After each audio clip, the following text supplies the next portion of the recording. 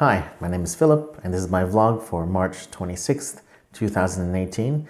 And the title of the Daily Bread I'm vlogging about is The Point of Being Alive.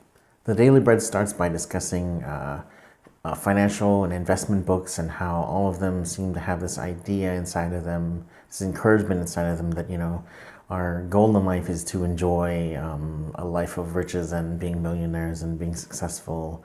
That's kind of like the goal that these books talk about, right, as like the end goal, right, getting rich and then enjoying it, right? And then the author talks about how they find another book, and this book says actually living simply and enjoying the simple things in life is the way to be truly happy, right? It's essential to being happy, right? And he says that if you can't be happy without a bunch of fancy stuff, then you're missing the point. And this is paired with a story in Luke. The author is reminded of Luke, where a man says to Jesus, Jesus, tell my brother to split his inheritance with me, right? And Jesus is like, what? Don't put me into that. And furthermore, be careful of greed, right?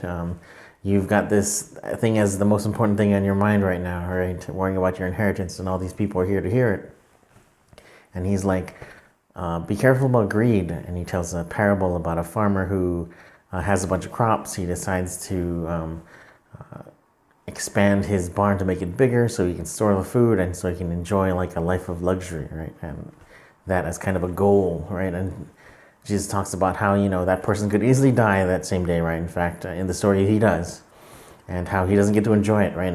And even though he is like on the verge of reaching his purpose, he accomplishes nothing, right?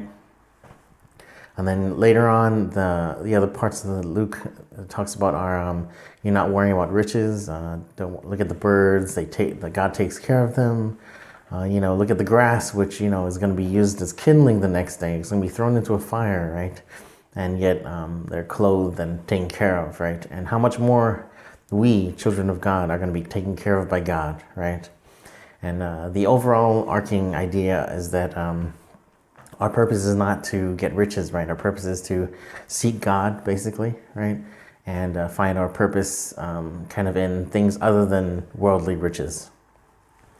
And I think it's really important to remember priorities, right? I think in life we have certain things that we're called to do by God.